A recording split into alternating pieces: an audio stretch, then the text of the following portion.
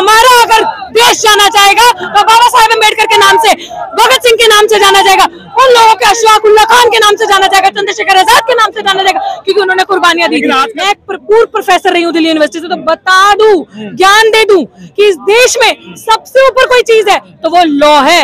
We have to abide by the constitution. ना प्रधानमंत्री, ना राष्ट्रपति, ना जज, ना वकील, ना ये पुलिस ऑफिसर्स, ना कोई डॉक्टर, इंजीनियर, कोई भी ऊपर नहीं है। सच की आवाज बाहर ना जाए, बट मूर्खों को तो पता नहीं कि सत्य को जितना मजबूर किया जाएगा भाई साहब, वो उतना मजबूत होता जाएगा। नहीं आती, अन्न का दाना किसान देते हैं, वो अन्न जो खाता है पता नहीं कितने करोड़ों के मशरूम्स, वो सारी चीजें तो कौन उगाता है? आप सच की आवाज उठाओगे, अगर आप अधिकारों की मांग करोगे, आप बोलोगे मुझे मेरा अधिकार चाहिए, तो आप नक्सली हो, आप खालिस्तानी हो, आप टेररिस्ट हो, आपको चाइना से फंडिंग आ रही है।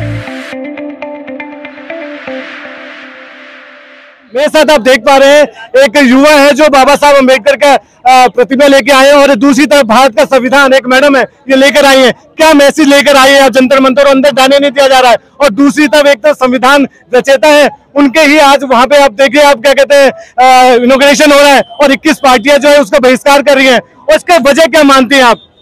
मैं ये वजह मानती हूँ आज इस संविधान को लेके आने की। ये देख रहे हैं ना आप, जो बॉर्डर हमें सील किया हुआ है, ये आईबी, ये पुलिस वाले जितने भी आप देख रहे हैं, इनको भी ये मैसेज देना चाहती हूँ, सरकार को भी देना चाहती हूँ, संसद में 303 जितने गद्दार बैठे हैं उनको भी बताना चाहती हूँ कि देश इससे चलेगा।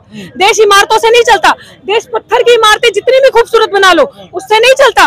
देश में अगर कुछ चलेगा तो कानून चलेगा, संविधान चलेगा, क्योंकि सुप्रीमेसी ऑफ द लॉ। मैं एक पूर्व प्रोफेसर रही हूँ दिल्ली यूनिवर्सिटी से, तो बता दूं, ज्ञान दे दूं कि इस देश में सबसे ऊपर कोई चीज है तो वो लॉ है। We have to abide by the constitution. ना प्रधानमंत्री, ना राष्ट्रपति, ना जज, ना वकील, ना ये पुलिस ऑफिसर्स, ना कोई डॉक्टर, इंजीनियर, कोई भी ऊपर नहीं है। अगर ऊपर है तो बाबा साहेब भीमराव अम्बेडकर का बनाया हुआ संविधान, तो इस संविधान की आज उल्लंघना की जा रही है भाई साहब। इस संविधान को खत्म किया जा रहा है, तो इस संविधान को अगर पालना होती तो मेरी बहनों को न्याय मिल रहा होता। डिटेन कर लिया गया। आप बताओ, क्योंकि सच की आवाज उठा रही है, सच पता चलेगा ना। बाहर जो डंका बजता है तो डंका तो रियलिटी यहाँ से दिखेगी ना, कि बेटियां तो न्याय मांग रही है उन आरोपियों से जो संसद में बैठे हैं। उन आरोपी किस लिए चाहिए हमें इमारत, जब उस इमारत में कलम की ताकत वाला मोलेस्टर है, वो मोलेस्ट करता है बच्चियों को, रेपिस्ट वहां पे बैठे हैं, सबसे बड़े देश के जिनका बम ब्लास्ट में हाथ है, आरोपी उसके, वो संसद में बैठे हैं, तो बच्चियां कहाँ जाएंगी न्याय मांगने के लिए? तो जंतर मंतर पे अपनी आवाज भी ना उठाएं। ये इन्होंने मुझे अधिकार दिया है, ये सत्ता में बैठे 303 लोगों ने मुझे अधिकार दिया, मुझे अधिकार इसलिए दिया है। महिला पहलवानों को यहाँ डिटेन कर लिया गया, और वहीं ब्रजभूषण सिंह आज संविधान का वहाँ पे जो इनॉग्रेशन हो रहा है पार्लियामेंट का, वहाँ पे वो मौजूद है। वही तो मैं कह रही हूँ कि सोचो, चोर की प्रोटेक्शन हो रही है, चोर वहां पे है और उसको पूरा संरक्षण दिया जा रहा है, और जो ईमानदारी से अपनी बात रख रहा है, जो कह रहा है कि मैं बेटियों को बचाऊंगा, मैं बहनों की सुरक्षा करूंगा, देश जो देश कह रहा है, उसको डिटेन किया जा रहा है, बॉर्डर सील किए जा रहे हैं। क्यों? क्योंकि ये इनकी रणनीति है, ये स्ट्रैटेजी होती है, ताकि आप सब सील कर दो, सच की आवाज बाहर ना जाए। बट मूर्खों को तो पता नहीं कि सत्य को जितना मजबूर किया जाएगा भाई साहब, वो उतना मजबूत होता जाएगा, और सत्य को आप छुपा नहीं सकते। वो जैसे रेत को घोटोगे ना और पिलसती जाएगी, ये वही सत्य है। ब्रजभूषण सिंह तो ये कह रहे हैं कि एक बार प्रधानमंत्री कहते हैं, एक बार गृह मंत्री कहते हैं, तो मैं तुरंत इस्तीफा दे दूंगा। तो उन्हीं के इशारों पे तो वो कह रहा है इस चीज कहने के लिए, सब स्ट्रैटेजी के थ्रू हो रहा है, सारी चीजें प्लान्ड है। तो आप, वही मैं कह रही हूँ कि प्रधानमंत्री जी कहते हैं बेटी बचाओ बेटी पढ़ाओ, अरे बेटियां बचने के लिए सड़क पे बैठी है, बचाओ आके। ये कह रहे हैं कि टुकड़े टुकड़े गैंग का इनको समर्थन मिल गया, किसानों का समर्थन मिल रहा है, जो और ये जो खालिस्तानी पाकिस्तान, इस तरह की बातें हो रही है। नहीं आती, अन्न का दाना किसान देते हैं, वो अन्न जो खाता है पता नहीं कितने करोड़ों के मशरूम्स, वो सारी चीजें तो कौन उगाता है?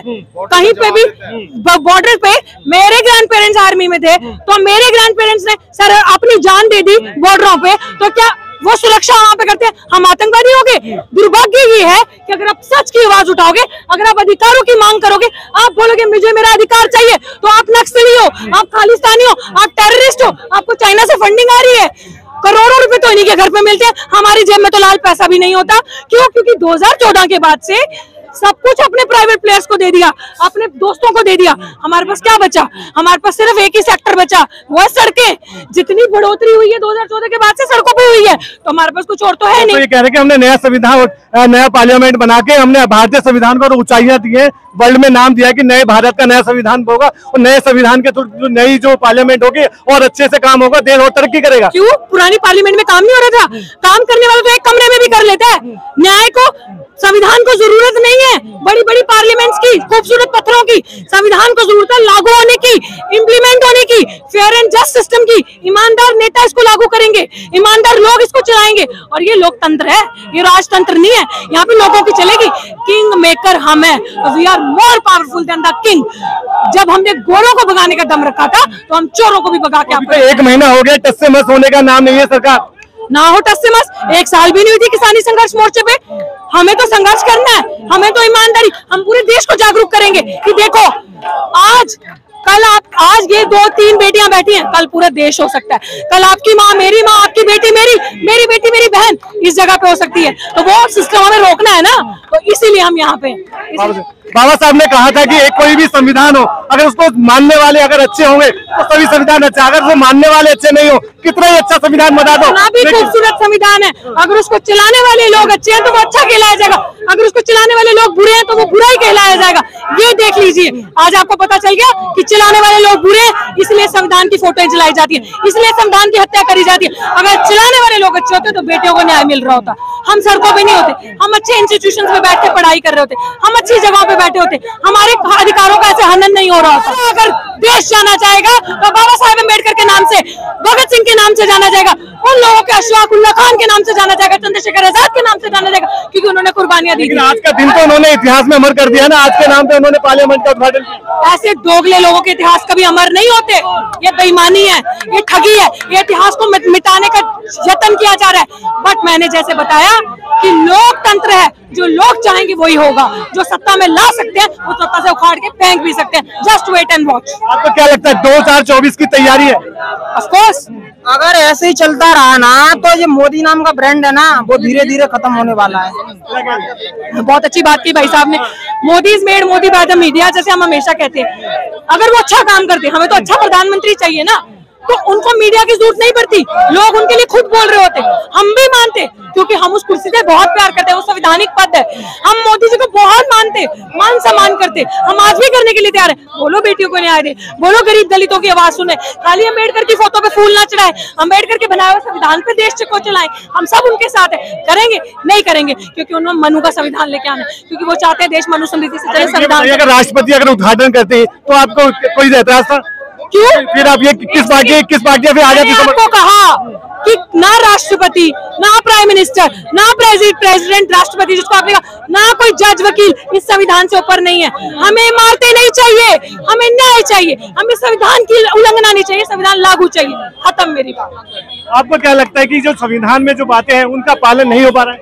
अब बार बार एक बात आ रही है, नई संसद बनाई किस लिए जाती है? आवाम के लिए, उस देश के लोगों के लिए। उस देश के जो लोगों की जितनी भी बातें हैं उस संसद में उठाई जाएगी और कानून को इम्प्लीमेंट किया जाएगा संविधान के माध्यम से। आज ये देश के लोग नहीं है जो देश के मेडल लाए थे, पहलवान देश के नहीं है। जब ये लोग मेडल लाए थे तो प्रधानमंत्री जी खुद इनके साथ खड़े होकर फोटो खिंचवा रहे थे, वो पूरे देश में और विश्व में मैसेज दे रहे थे, हमारा देश इतिहास में नाम रच दिया। लेकिन आज जब यही बेटियां न्याय की मांग कर रही हैं तो आज ये खालिस्तानी आंदोलन जीवी और अदर पार्टियों से मिल गई हैं, क्योंकि आज इनके खिलाफ बोला जा रहा है ना। आज ये मांग कर रहे हैं कि हमें न्याय मिले, जिस कानून के अंतर्गत। कह रहे कि विपक्षी पार्टियां अब इन्हें यूज कर रही हैं। देखिए, किसी भी उनके खिलाफ आप शुरू से एंड तक देख लीजिए, उनके खिलाफ जिसने भी बात करी है वो विपक्षी दल बताया गया है, आंदोलन जीवी बताया गया है, ये सारे टुकड़े टुकड़े गैंग बताया गया है। लेकिन आवाम अपनी आवाज उठाती आई है और उठाती रहेगी। और आज भी हम लोग इसीलिए आए, बाबा साहब की प्रतिमा फोटो लेके और संविधान लेके। ये देश चलेगा तो संविधान से चलेगा, अन्यथा किसी की गुंडागर्दी बदमाशी से नहीं चलेगा। प्रधानमंत्री तो कहते हैं बाबा साहब का बहुत आदर करते हैं, सम्मान करते हैं, उन्हीं के रास्तों पे चल रहे हैं। 2014 के बाद से उन्होंने जो कहा है ना, सबसे ज्यादा उत्पीड़न उन्हीं का हुआ है। मजदूरों को जाके उन्होंने माला पहनाई थी, तो मजदूरों को 2014 जब कोरोना काल हुआ था और बंद हुआ था पूरे देश में, तो सबसे ज्यादा मजदूरों पे मार गिरी थी, उनके ऊपर रसायन तक छिड़क दिया गया था। हुआ था ना ये सब। महिलाओं की बात आती है, बेटी बचाओ बेटी पढ़ाओ। अरे हमारे देश में ये नारे चली क्यों रहा है? हमारा संविधान क्या इतना कमजोर है? क्योंकि उसको कानून इम्प्लीमेंट करने वाले लोग कमजोर हैं, वो गद्दार हैं। अगर इसको सही से इम्प्लीमेंट कर दिया जाए तो हमारे ये नारे चलेंगे देश में, बेटी बचाओ बेटी पढ़ाओ। ये नारे क्यों हर जगह गाड़ियों पे लिख दिया जाता है, हर जगह सरकारी बोर्डों पे लिख दिया जाता है? क्योंकि उनकी राजनीति इसी पे चलती है, धर्म पे, जाति पे, महिलाओं के ऊपर। ये चली इसलिए राजनीति रही उनकी। नई संसद बना के वो क्या जताना चाहते हैं? आवाम आवाज उठा के कह रही है ना, नई संसद में यही तो बात उठाएंगे कि आवाम की कैसे हेल्प करें, कैसे कानून को इम्प्लीमेंट करें। वो यही तो कह रही है, हमें न्याय दो। जिस धाराओं के अंदर एफआईआर दर्ज हुई है उन धाराओं के जब अरेस्ट होना बनता है तो बृजभूषण जी को अरेस्ट क्यों नहीं किया जा रहा? बिल्कुल देखिए, जो यहाँ समर्थक आए में खासा आक्रोश है और आरोप ये कह रहे हैं कि आज जो पार्लियामेंट में जो वहाँ पे उद्घाटन हो रहा है उसकी जगह यहाँ बेटियों को इंसाफ दिलाना चाहिए। जो बेटियों ने अगर शांतिपूर्वक ये कहा था कि हम शांतिपूर्वक वहाँ पर जाके धरना देंगे, शांतिपूर्वक वहाँ पे बैठेंगे, तो उनमें आपत्ति क्या थी? इसलिए उन्हें डिटेन कर लिया गया है। इस बात का सबसे बड़ा आक्रोश है, उन्हें डिटेन क्यों किया गया है? क्या जो डिटेन किया गया है ये संविधान का उल्लंघन नहीं है? इस वजह से आपको मैं ये दिखा रहा हूँ कि लोगों में खासा आक्रोश है, महिलाओं में खासतौर से खासा आक्रोश है। भारी पुलिस बल लगाया गया है और मैं आपको यहाँ की डायरेक्ट कवरेज दिखाता रहूंगा और आगे क्या गतिविधियां होंगी वो भी दिखाता रहूंगा। आप देखते रहिए 24 प्रेस, आपकी आवाज आपके साथ। सीधे ग्राउंड जीरो से रियल रिपोर्ट देखने के लिए सब्सक्राइब करें हमारा चैनल 24 प्रेस।